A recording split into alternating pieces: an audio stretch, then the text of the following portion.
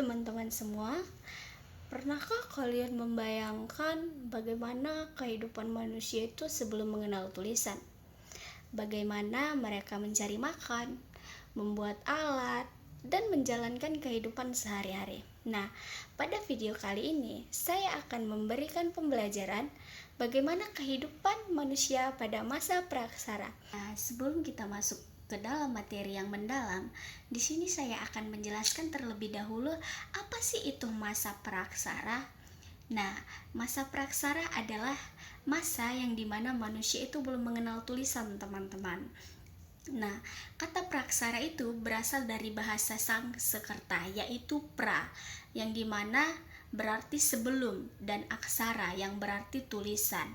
Nah, karena belumnya ada tulisan, informasi tentang masa ini diperoleh dari fosil, artefak, dan berbagai peninggalan arkeologi yang ditemukan para ahli.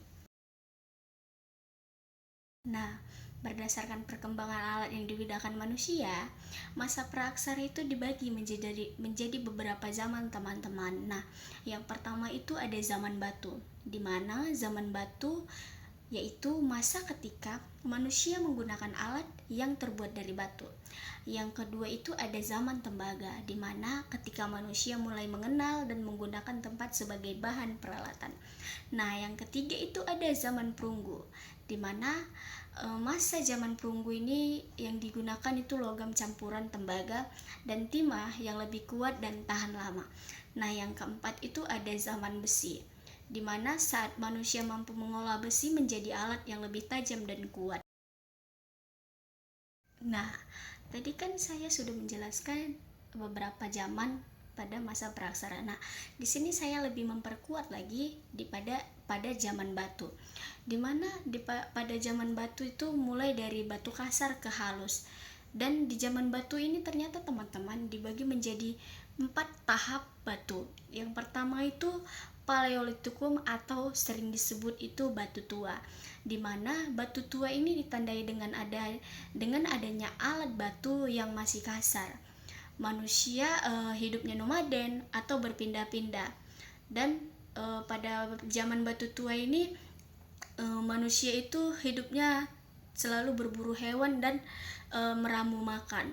Nah, yang kedua itu ada Mesolitikum atau batu tengah, di mana alat-alat mulai berkembang lebih baik. Manusia juga mulai tinggal di gua-gua dan dekat sumber air, dan pada masa itu juga manusia pada masa praksara membuat lukisan pada dinding-dinding gua. Nah, yang ketiga itu ada Neolitikum atau batu baru, yang dimana alat batu sudah diasah halus. Manusia juga mulai hidup menetap, bercocok tanam, dan berternak, di mana perubahan batu baru ini perubahan besar yang dikenal sebagai revolusi Neolitik. Nah, selanjutnya itu ada megalitik atau sering disebut juga batu besar, di mana di zaman batu besar ini manusia mulai membangun bangunan baru, membangun bangunan dengan batu besar, di mana sebagai sarana pemujaan leluhur seperti menhir, dolmen, dan sarkofagus. Nah, selanjutnya di sini saya akan membahas corak kehidupan manusia pada masa praksara. Nah, teman-teman harus tahu, pada awal itu manusia itu hidupnya secara nomaden. Apa sih nomaden itu? Nah, nomaden itu berpindah-pindah. Mereka berpindah-pindah mengikuti ketersediaan makanan. Aktivitas utama mereka adalah berburu hewan liar dan meramu buah-buahan serta umbi-umbian. Nah, seiring berjalannya waktu itu teman-teman, manusia mulai mengenal bercocok tanam sehingga mereka hidup sedenter atau menetap. Nah, pada zaman itu mereka sudah membangun tempat tinggal, membangun pertanian atau mengembangkan pertanian, dan membentuk kelompok-kelompok masyarakat dengan aturan bersama. Pada masa praksara itu walaupun mereka belum mengenal tulisan, manusia itu memiliki tiga kepercayaan, teman-teman. Nah, yang pertama itu ada kepercayaan animisme. Animisme itu adalah kepercayaan bahwa benda-benda alam memiliki roh atau jiwa. Nah, yang kedua itu ada dinamisme. Dinamisme itu adalah kepercayaan bahwa benda tertentu memiliki kekuatan gaib, teman-teman. Yang terakhir itu ada totanisme, di mana totanisme ini adalah kepercayaan terhadap hewan atau tumbuhan tertentu yang dianggap sebagai perlindungan atau nenek moyang dalam suatu kelompok. Nah, teman-teman tahu tidak, Indonesia itu merupakan salah satu wilayah penting loh dalam penemuan manusia purba. Apa saja sih penemuan manusia purba yang ada di Indonesia? Nah, yang pertama itu ada Meganthropus paleojavanicus, di mana Meganthropus ini merupakan manusia purba tertua yang ditemukan di Indonesia dan memiliki rahang yang kuat. Yang kedua itu Pterocarpus erectus, di mana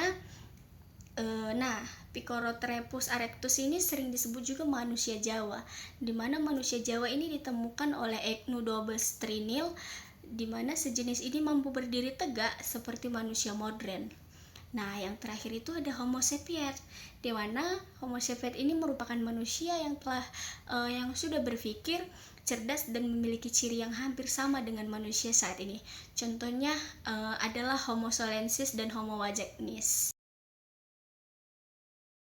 Nah, selanjutnya itu di sini saya akan menjelaskan peninggalan-peninggalan pada zaman batu dan zaman logam. Nah, pada zaman batu itu peninggalan yang masih ada sampai sekarang atau masih bisa kita temui di museum-museum terdekat.